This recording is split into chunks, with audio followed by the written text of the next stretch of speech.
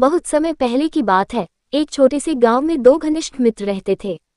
एक का नाम अर्जुन था और दूसरे का नाम समीर। दोनों बचपन से ही साथ खेलते, पढ़ते और हर काम मिलजुल कर करते थे। उनकी दोस्ती पूरे गांव में मशहूर थी। कहानी शुरू होती है। एक दिन गांव के पास वाले जंगल में एक साधु आए। साधु ने कहा कि जंगल के बीचों बीच एक गुफा में एक खजाना छिपा है। ये सुनकर अर्जुन और समीर ने तय किया कि वे खजाना खोजने जाएंगे। अगले दिन सुबह दोनों खाने पीने का सामान लेकर जंगल की ओर निकल पड़े।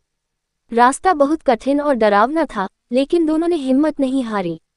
चलते चलते उन्हें एक जगह पर दो रास्ते मिले।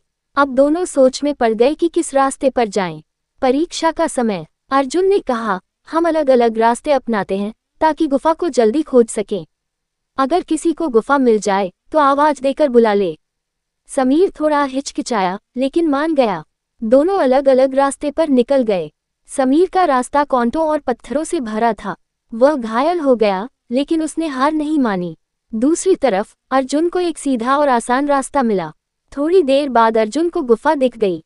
अंदर जाकर उसने देखा कि खजाने से भरी एक बड़ी सी पेटी वहां रखी थी।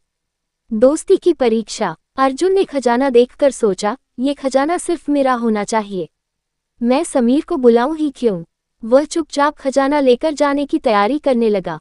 लेकिन जैसे ही उसने खजाना उठाया, गुफा की दीवारों से एक गूंजती हुई आवाज आई, जो दोस्ती का सम्मान नहीं करता वह इस खजाने का हकदार नहीं है।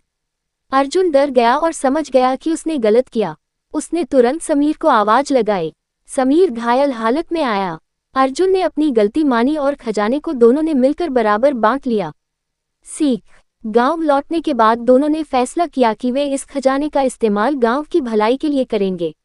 उन्होंने अपनी दोस्ती को और मजबूत किया और समझा कि सच्ची दौलत खजाना नहीं, बल्कि दोस्ती और विश्वास है।